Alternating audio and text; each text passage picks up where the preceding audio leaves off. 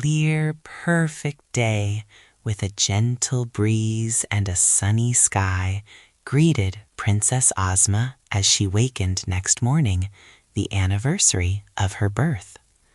While it was yet early, all the city was astir, and crowds of people came from all parts of the land of Oz to witness the festivities in honor of their girl ruler's birthday. The noted visitors from foreign countries, who had all been transported to the Emerald City by means of the magic belt, were as much a show to the Ozites as were their own familiar celebrities, and the streets leading from the royal palace to the jeweled gates were thronged with men, women, and children to see the procession as it passed out to the green fields where the ceremonies were to take place. And what a great procession it was! First came 1,000 young girls, the prettiest in the land, dressed in white muslin with green sashes and hair ribbons, bearing great baskets of red roses. As they walked, they scattered these flowers upon the marble pavements so that the way was carpeted thick with roses for the procession to walk upon. Then came the rulers of the 4 kingdoms of Oz, the Emperor of the Winkies, the Monarch of the Munchkins, the King of the Quadlings, and the Sovereign of the Gillikins, each wearing a long chain of emeralds around his neck to show that he was a vassal of the ruler of the Emerald City. Next marched the Emerald City Cornet Band, clothed in green and gold uniforms and playing the Ozma two-step. The Royal Army of Oz followed, consisting of 27 officers, from the Captain General down to the lieutenants. There were no privates in Ozma's army because soldiers were not needed to fight battles, but only to look important, and an officer always looks more imposing than a private. While the people cheered and waved their hats and handkerchiefs, there came walking the royal Princess Ozma, looking so pretty and sweet that it is no wonder her people love her so dearly. She had decided she would not ride in her chariot that day, as she preferred to walk in the procession with her favored subjects and her guests. Just in front of her trotted the living blue bear rug owned by old Dinah, which wobbled clumsily on its 4 feet because there was nothing but the skin to support them, with a stuffed head at one end and a stubby tail at the other. But whenever Ozma paused in her walk, the bear rug would flop down flat upon the ground for the princess to stand upon until she resumed her progress. Following the princess stalked her 2 enormous beasts, the Cowardly Lion and the Hungry Tiger, and even if the army had not been there, these 2 would have been powerful enough to guard their mistress from any harm. Next marched the invited guests, who were loudly cheered by the people of Oz along the road, and were therefore obliged to bow to right and left almost every step of the way. First was Santa Claus, who, because he was fat and not used to walking, rode the wonderful sawhorse. The merry old gentleman had a basket of small toys with him, and he tossed the toys one by one to the children as he passed by. His Riles and Knooks marched close behind him.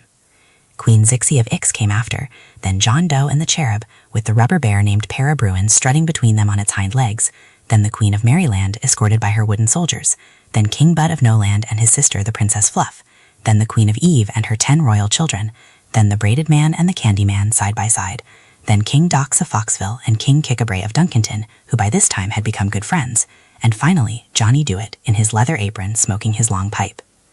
These wonderful personages were not more heartily cheered by the people of Oz than those who followed after them in the procession. Dorothy was a general favorite, and she walked arm in arm with the Scarecrow, who was beloved by all.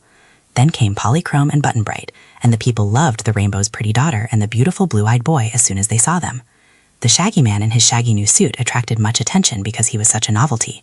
With regular steps tramped the Machine Man Tick-Tock, and there was more cheering when the Wizard of Oz followed in the procession. The Wogglebug and Jack Pumpkinhead were next, and behind them, Glinda the Sorceress and the Good Witch of the North. Finally came Billina, with her brood of chickens, to whom she clucked anxiously to keep them together and to hasten them along so they would not delay the procession. Another band followed, this time the Tin Band of the Emperor of the Winkies, playing a beautiful march called There's No Plate Like Tin. Then came the servants of the royal palace in a long line, and behind them all the people joined the procession and marched away through the emerald gates and out upon the broad green. Here had been erected a splendid pavilion with a grandstand big enough to seat all the royal party and those who had taken part in the procession. Over the pavilion, which was of green silk and cloth of gold, countless banners waved in the breeze. Just in front of this, and connected with it by a runway, had been built a broad platform so that all the spectators could see plainly the entertainment provided for them.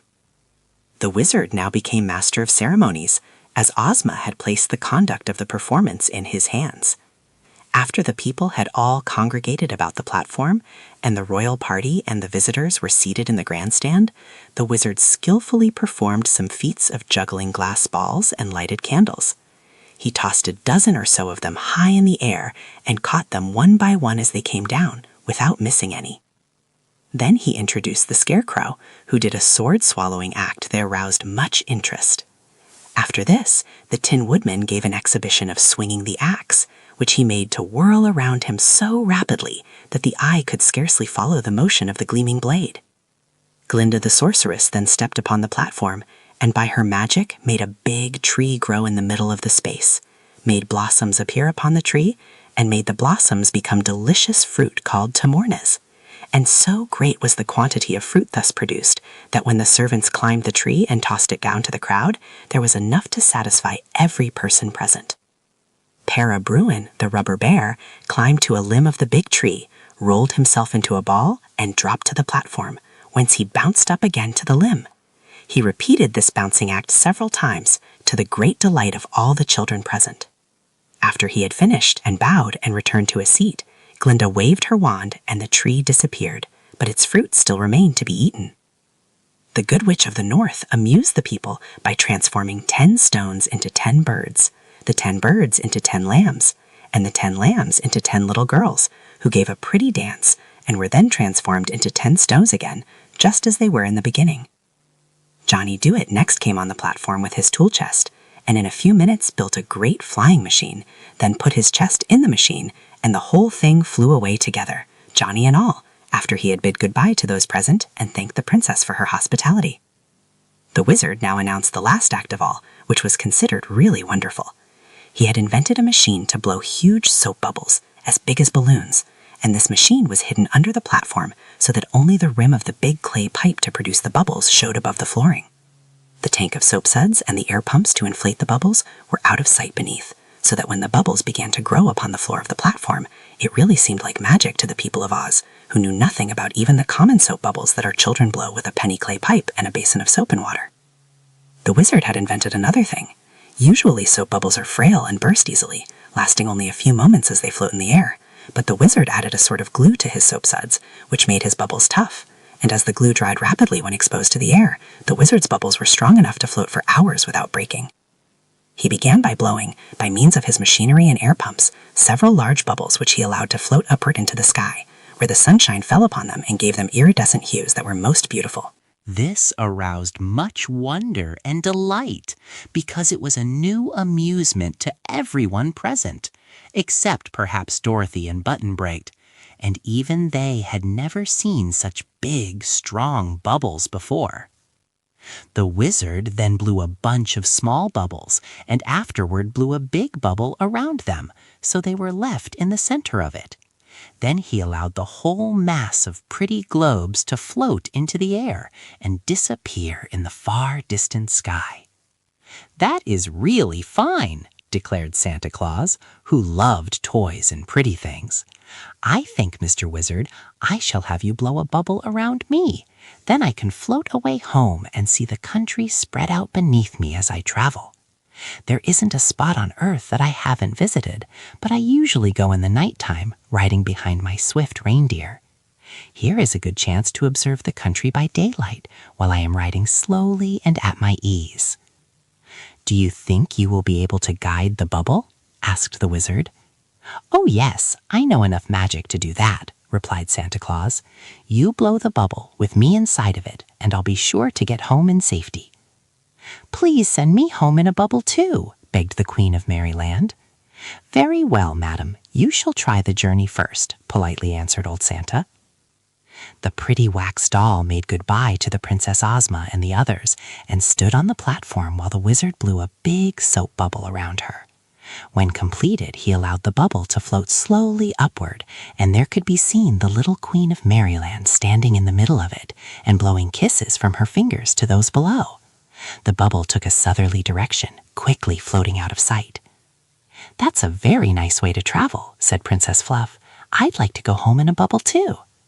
So the wizard blew a big bubble around Princess Fluff, and another around King Bud, her brother, and a third one around Queen Zixie, and soon these 3 bubbles had mounted into the sky and were floating off in a group in the direction of the Kingdom of Noland. The success of these ventures induced the other guests from foreign lands to undertake bubble journeys also, so the wizard put them one by one inside his bubbles, and Santa Claus directed the way they should go, because he knew exactly where everybody lived. Finally, Button-Bright said, "I want to go home too." "Why, so you shall," cried Santa, "for I'm sure your father and mother will be glad to see you again. Mr. Wizard, please blow a big, fine bubble for Button-Bright to ride in, and I'll agree to send him home to his family as safe can be." "I'm sorry," said Dorothy with a sigh, for she was fond of her little comrade, "but p'raps it's best for Button-Bright to get home, 'cause his folks must be worrying just dreadful." She kissed the boy, and Ozma kissed him too, and all the others waved their hands and said goodbye and wished him a pleasant journey. "Are you glad to leave us, dear?" asked Dorothy, a little wistfully. "Don't know," said Button-Bright. He sat down cross-legged on the platform, with his sailor hat tipped back on his head, and the wizard blew a beautiful bubble all around him. A minute later it had mounted into the sky, sailing towards the west, and the last they saw of Button-Bright, he was still sitting in the middle of the shining globe and waving his sailor hat at those below. "Will you ride in a bubble, or shall I send you and Toto home by means of the magic belt?" the princess asked Dorothy. "Guess I'll use the belt," replied the little girl. "I'm sort of afraid of those bubbles." "Bow wow," said Toto, approvingly. He loved to bark at the bubbles as they sailed away, but he didn't care to ride in one. Santa Claus decided to go next. He thanked Ozma for her hospitality and wished her many happy returns of the day. Then the wizard blew a bubble around his chubby little body and smaller bubbles around each of his Ryls and Knokes.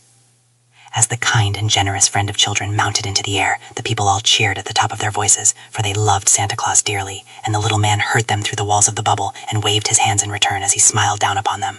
The band played bravely, while everyone watched the bubble until it was completely out of sight. "How about you, Polly?" Dorothy asked her friend. "Are you afraid of bubbles too?" "No," answered Polychrome, smiling, "but Santa Claus promised to speak to my father as he passed through the sky, so perhaps I shall get home an easier way." Indeed, the little maid had scarcely made this speech when a sudden radiance filled the air, and while the people looked on in wonder, the end of a gorgeous rainbow slowly settled down upon the platform. With a glad cry, the rainbow's daughter sprang from her seat and danced along the curve of the bow, mounting gradually upward, while the folds of her gauzy down whirled and floated around her like a cloud and blended with the colors of the rainbow itself. "Goodbye, Ozma! Goodbye, Dorothy!" cried a voice they knew belonged to Polychrome. But now the little maiden's form had melted wholly into the rainbow, and their eyes could no longer see her. Suddenly the end of the rainbow lifted, and its colors slowly faded like mist before a breeze. Dorothy sighed deeply and turned to Ozma. "I'm sorry to lose Polly," she said, "but I guess she's better off with her father, 'cause even the land of Oz couldn't be like home to a cloud fairy."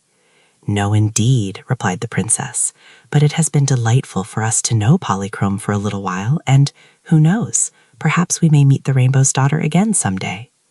The entertainment being now ended, all left the pavilion and formed their gay procession back to the Emerald City again. Of Dorothy's recent traveling companions, only Toto and the Shaggy Man remained, and Ozma had decided to allow the latter to live in Oz for a time at least. If he proved honest and true, she promised to let him live there always, and the Shaggy Man was anxious to earn this reward.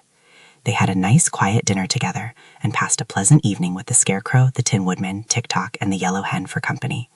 When Dorothy bade them good night, she kissed them all goodbye at the same time, for Ozma had agreed that while Dorothy slept, she and Toto should be transported by means of the magic belt to her own little bed in the Kansas farmhouse, and the little girl laughed as she thought how astonished Uncle Henry and Aunt Em would be when she came down to breakfast with them next morning.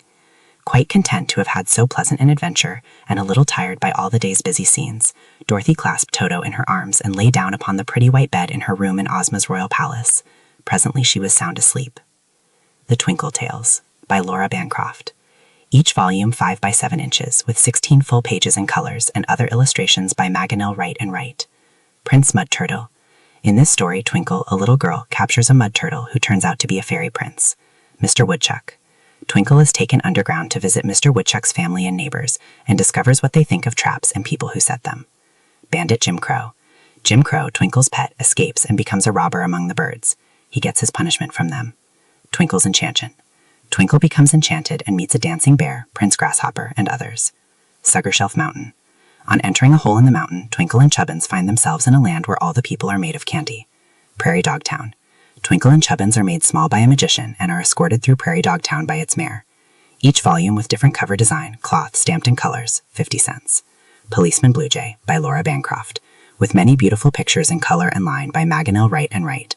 In this delightful fairy tale and nature story combined, Twinkle and Chubbins, two children, after having been transformed into little birds with human heads, become friends with a number of birds and learn many curious and true things about them. Size 9.75 by 7 inches, 8 full-page colored illustrations and dozens of headings, tail pieces, and decorations. Cloth back with decorated paper sides. Price $1. Books by L. Frank Baum, illustrated by John R. Neal. Uniform with this volume. Each book handsomely bound in artistic pictorial cover, $1.25 per volume. The Land of Oz.